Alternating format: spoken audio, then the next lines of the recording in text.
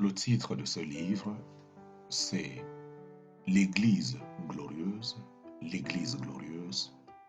L'auteur de ce livre, c'est le bien-aimé frère Watchman Nee. Nous sommes présentement au chapitre 4. Et elle enfantera un fils.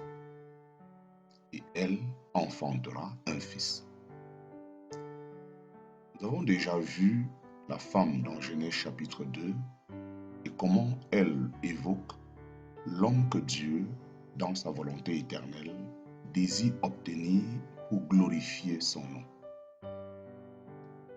Puis, dans Éphésiens chapitre 5, une autre femme paraît. Elle est la réalité de la femme de Genèse chapitre 2 et nous montre comment, après la chute de l'homme, Dieu œuvre pour recouvrer toutes choses à l'état originel.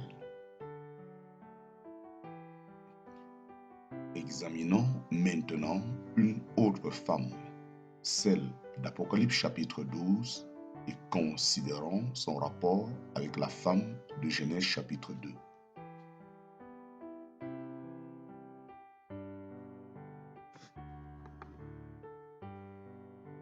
Le livre de l'Apocalypse révèle les choses de la fin de l'ère actuelle.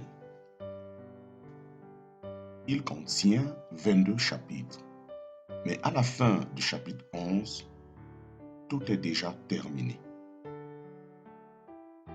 Apocalypse chapitre 10, verset 7, nous enseigne mais qu'au jour de la voix du 7e ange, quand il s'apprêtera à sonner de la trompette, alors le mystère de Dieu s'accomplirait. Apocalypse chapitre 10, verset 7 nous enseigne mais qu'au jour de la voix du 7e ange, quand il s'apprêterait à sonner de la trompette, alors le mystère de Dieu s'accomplirait. Au chapitre 11, alors que le 7e ange souffle dans sa trompette, tout ce qui concerne le mystère de Dieu et Dieu lui-même s'accomplit totalement. Le verset 15 ajoute, le 7e ange sonna de la trompette et des voix fortes retentirent dans le ciel en disant, le royaume du monde est passé à notre Seigneur et à son Christ. Il régnera au siècle des siècles. Cela signifie que lorsque le 7e ange sonnera de la trompette, l'éternité aura commencé.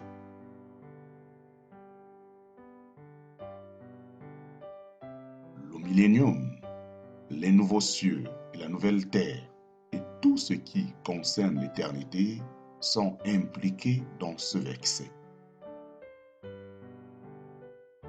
Pourquoi y a-t-il donc 11 chapitres supplémentaires après les 11 premiers? Notre réponse est la suivante. Ces 11 autres chapitres complémentent les 11 premiers.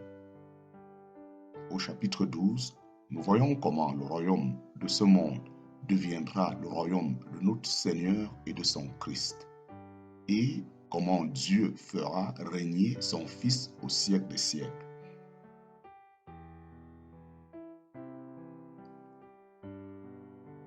D'après Apocalypse chapitre 11, verset 19, quelque chose se passa lorsque le 7e ange souffla dans sa trompette.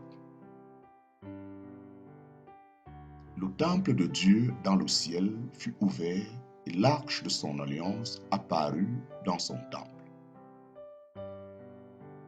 Il y eut des éclairs, des voix, des tonnerres, un tremblement de terre et une forte grêle.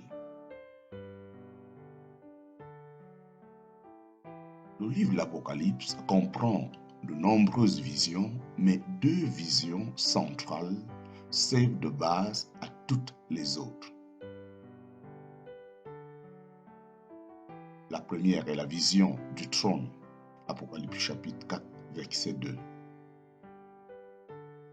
Toutes les visions du chapitre 4 au chapitre 11, où le septième ange sonne de la trompette, sont basées sur celle du trône. La seconde vision est celle du temple, Apocalypse chapitre 11, verset 19. À partir du chapitre 12 et jusqu'à la fin du livre, toutes les visions sont basées sur le temple de Dieu.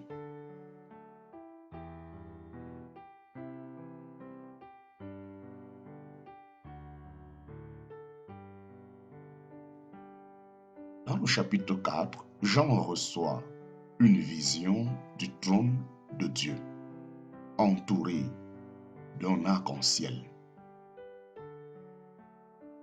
Cela signifie qu'à partir de ce chapitre, tout est basé sur l'autorité du trône et sur le rappel de l'alliance que Dieu a conclue avec toutes les créatures vivantes sur la terre.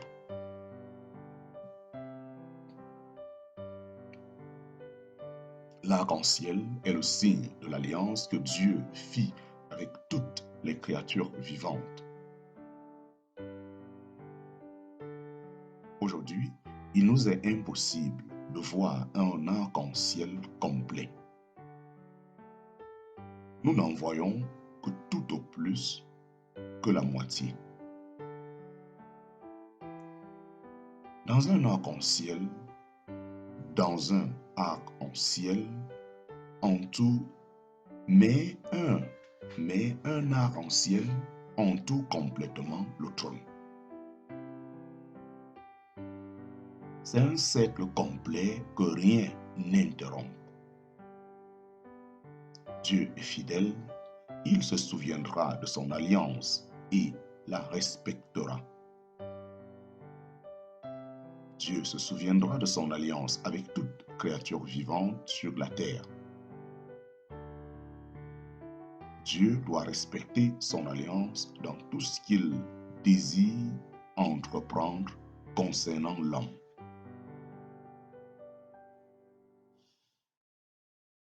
À la fin du chapitre 11, Jean reçoit une autre vision, celle du temple de Dieu. Dans le temple se trouvait l'arche de l'alliance. Dieu avait demandé aux Israélites de construire une arche conformément au modèle donné sur la montagne et de mettre l'arche dans le lieu très saint à l'intérieur du tabernacle. Plus tard, Salomon construisit le temple et y fit placer l'arche. Lorsqu'Israël fut déporté à Babylone, l'arche fut perdue. Mais même si l'arche était perdue sur terre, l'arche céleste demeurait intacte. L'arche sur terre fut construite selon le modèle de l'arche céleste. L'ombre disparut sur terre, mais la substance, la réalité restait intacte dans le ciel. À la fin d'Apocalypse chapitre 11, Dieu nous montre à nouveau l'arche.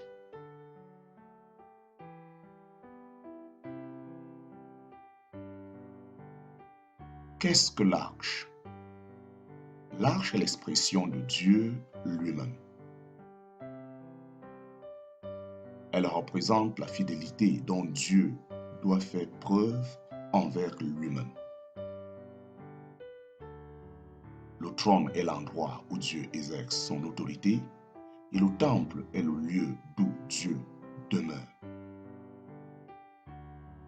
Le trône est quelque chose de visible dirigé vers le monde et l'humanité, mais le temple est destiné à Dieu seul. L'arc-en-ciel autour du trône signifie que Dieu ne fera aucun mal à l'homme, tandis que l'arche dans le temple signifie que Dieu ne fera rien qui lui soit inférieur. Dieu doit accomplir ce qu'il a projeté. Dieu est capable d'atteindre avec succès ce qu'il désire.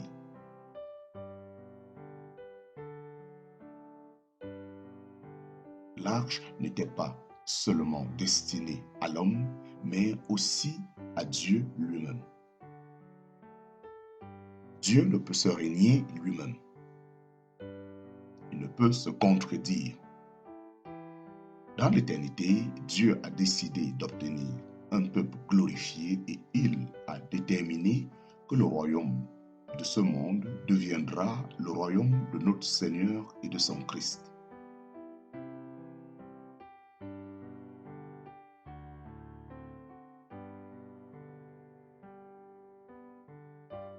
Si nous observons la situation actuelle de l'Église, nous ne pouvons que nous demander comment Dieu peut réaliser son dessein. Mais nous savons que Dieu ne s'arrêtera jamais à mi-chemin. Il a l'arche et il a conclu lui-même l'alliance.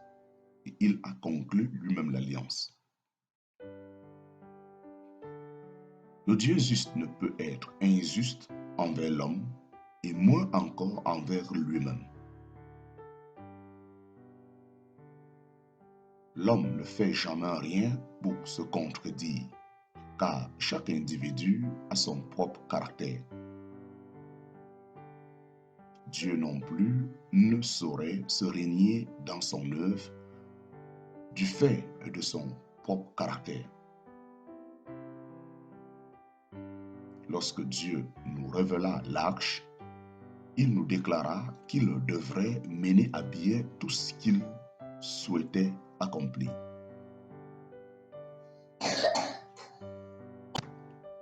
Nous devons nous arrêter ici sur un point. Sur quelle base Dieu et son Christ régneront-ils au siècle des siècles?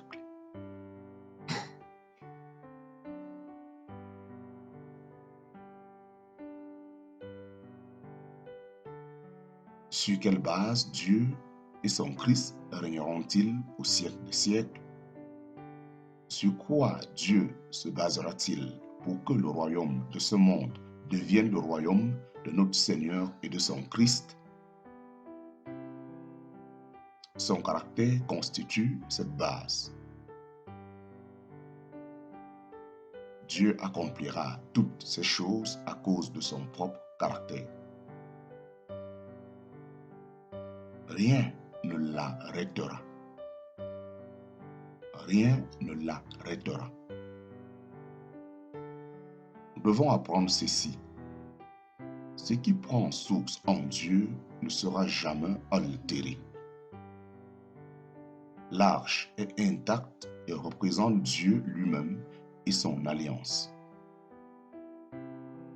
Dieu se sert de lui-même pour obtenir le royaume. Dieu se sert de lui-même pour obtenir le royaume.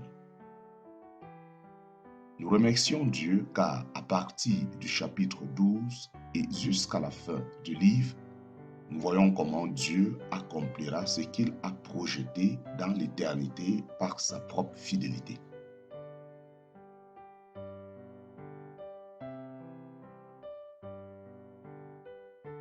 La femme de la vision. La femme de la vision. La femme de la vision. Apocalypse chapitre 12, verset 1 déclare: un grand signe parut dans le ciel. Une femme revêtue du soleil, la lune sous ses pieds et une couronne de 12 étoiles sur sa tête. Apocalypse chapitre 12, verset 1 déclare: un grand signe parut dans le ciel. Une femme revêtue du soleil, la lune sous ses pieds et une couronne de 12 étoiles sur la tête. Qui est cette femme? Il s'agit d'une femme qui a provoqué de grandes discussions parmi les étudiants de la Bible.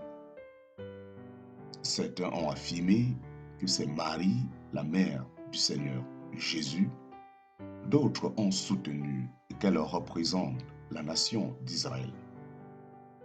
Néanmoins, les Écritures montrent que cette femme ne peut être ni Marie, la mère du Seigneur, ni la nation d'Israël. En voici les raisons. 1. Cette vision est révélée dans le ciel. Cette femme appartient donc entièrement au ciel. Ni Marie, ni la nation d'Israël n'occupent cette position. 2. Après que cette femme ait accouché d'un fils, un mâle, elle s'enfuit dans le désert.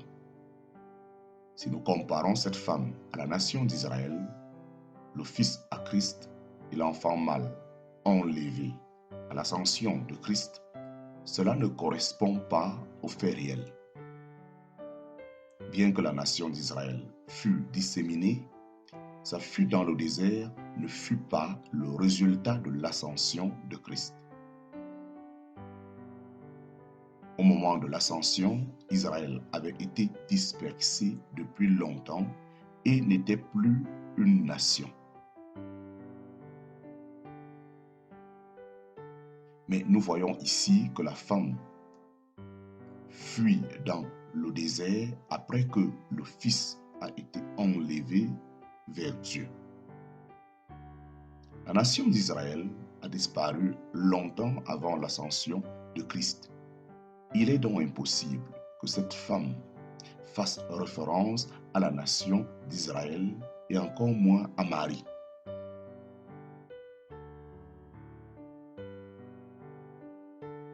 Trois. Tandis que cette femme souffrait les douleurs de l'enfantement, un dragon apparut. Ce dragon avait 7 têtes et 10 cornes. Ce dragon avait 7 têtes et 10 cornes.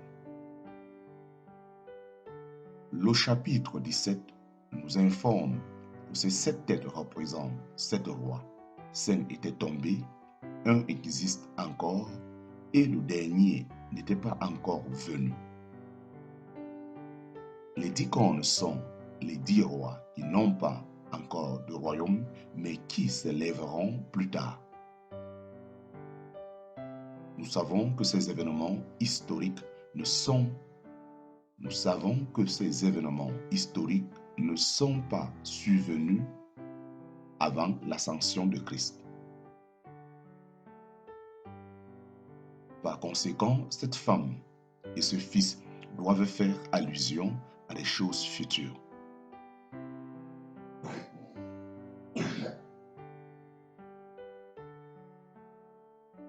Si nous disons que cette femme fait référence soit à la nation d'Israël, soit à Marie, et que l'enfant mâle représente le Seigneur Jésus, nous contredisons l'histoire. 4. Après l'enlèvement de l'enfant mâle vers Dieu, il y eut une guerre dans le ciel et Satan fut précipité sur terre. Il y eut alors une proclamation dans le ciel. Maintenant est arrivé le salut ainsi que la puissance et le règne de notre Dieu et l'autorité de son Christ. Car il a été précipité, l'accusateur de nos frères, celui qui les accusait devant Dieu jour et nuit. Apocalypse chapitre 12, verset 10.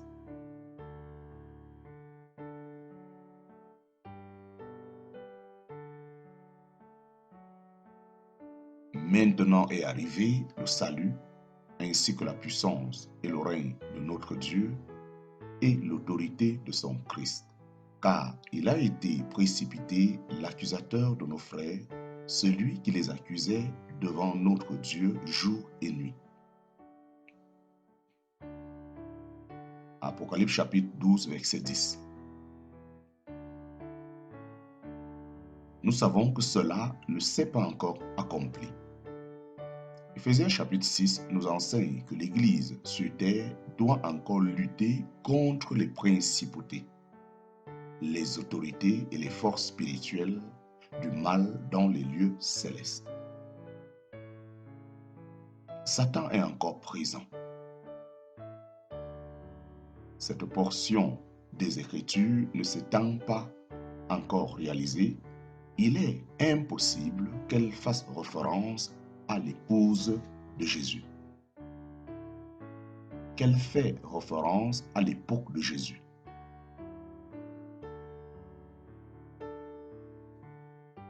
Cette portion des Écritures ne s'étant pas encore réalisée, il est impossible qu'elle fasse référence à l'époque de Jésus.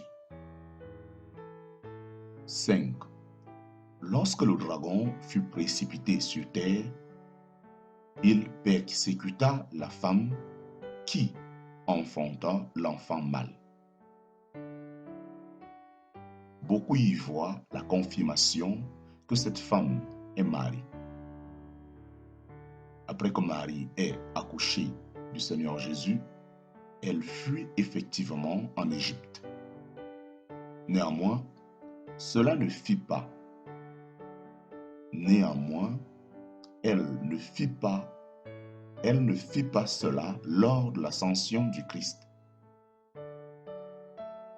Les versets 14 à 16 déclarent: Alors les deux ailes du grand aigle furent données à la femme pour s'envoler au désert vers son lieu où elle est nourrie un temps, des temps et la moitié d'un temps, loin de la face du serpent.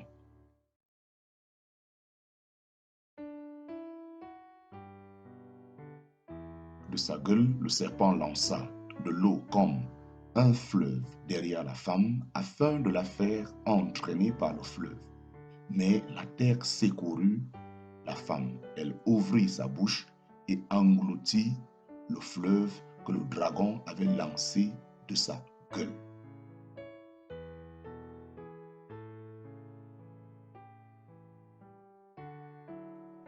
Même si l'on prétend que cette femme fait référence à Marie ou à la nation d'Israël, l'histoire nous assure que rien de semblable ne s'est produit lors de l'ascension de Christ au ciel. Cette femme ne peut donc faire référence ni à Marie, ni à la nation d'Israël. 6. Point numéro 6.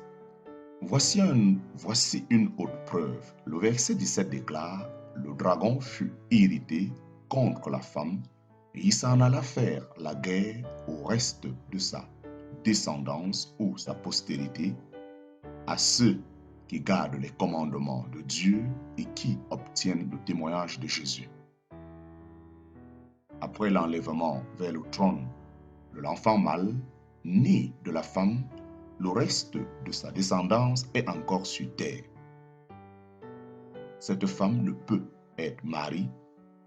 Cette femme ne peut être Marie. Par ailleurs, ce groupe garde le commandement de Dieu et le témoignage de Jésus.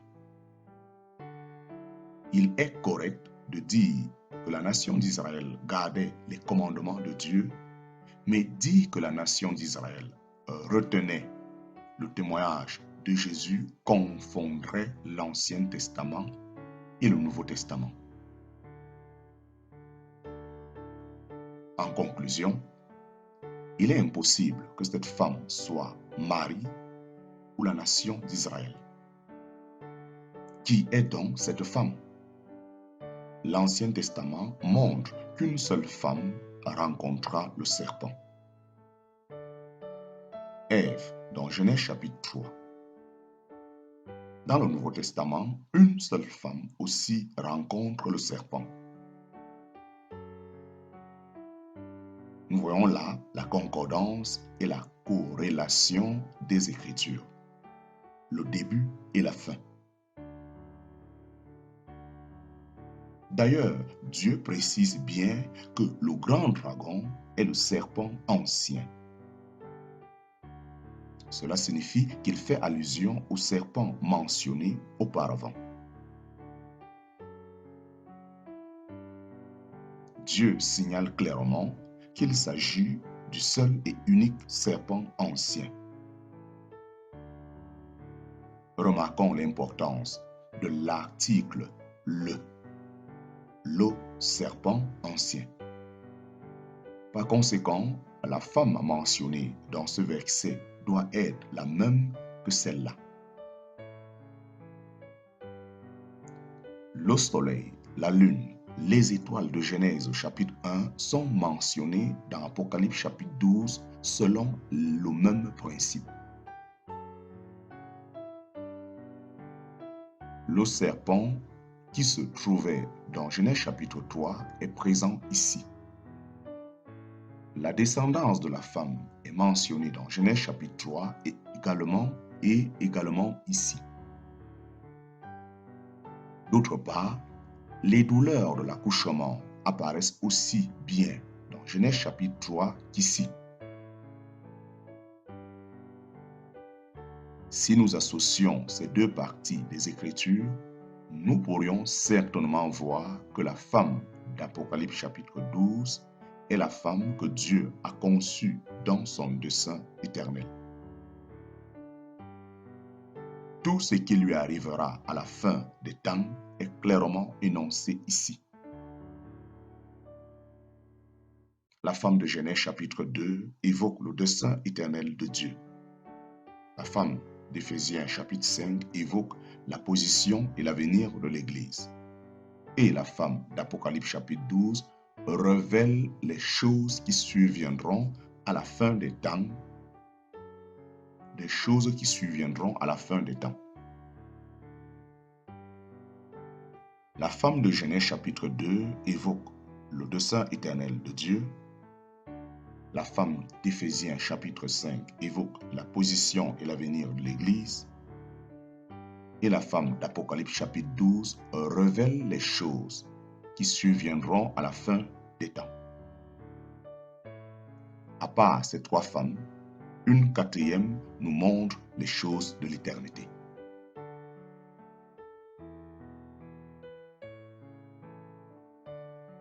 Lorsque la femme apparut dans la vision, les Écritures indiquent tout d'abord qu'elle était revêtue du soleil, la lune sous les pieds et une couronne de 12 étoiles sur la tête.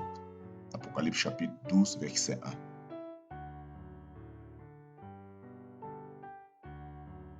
Elle était revêtue du soleil, la lune sous les pieds et une couronne de 12 étoiles sur la tête. Apocalypse chapitre 12, verset 1. Ces faits sont très significatifs concernant les âges. 1. La femme était vêtue du soleil. Le soleil est une allusion au Seigneur Jésus. Le fait qu'elle soit revêtue du soleil signifie que lorsque le soleil brille au zénith, il brille sur elle. À l'époque actuelle, Dieu se révèle à travers elle. Dieu montre son rapport avec Christ et l'âge de sa grâce. À l'époque actuelle, Dieu se révèle à travers elle. Cela montre son rapport avec Christ et l'âge de la grâce. Point numéro 2. La femme avait la lune sous ses pieds. Cette expression sous ses pieds ne signifie pas qu'elle la piétine. D'après le texte grec, la lune est soumise à ses pieds. La lumière de la lune est une lumière réfléchie car la lune n'a pas de lumière propre. Toutes les choses de l'âge de la loi réfléchissaient simplement les choses de l'âge de la grâce. Les choses de l'âge de la grâce. La loi n'est qu'une représentation.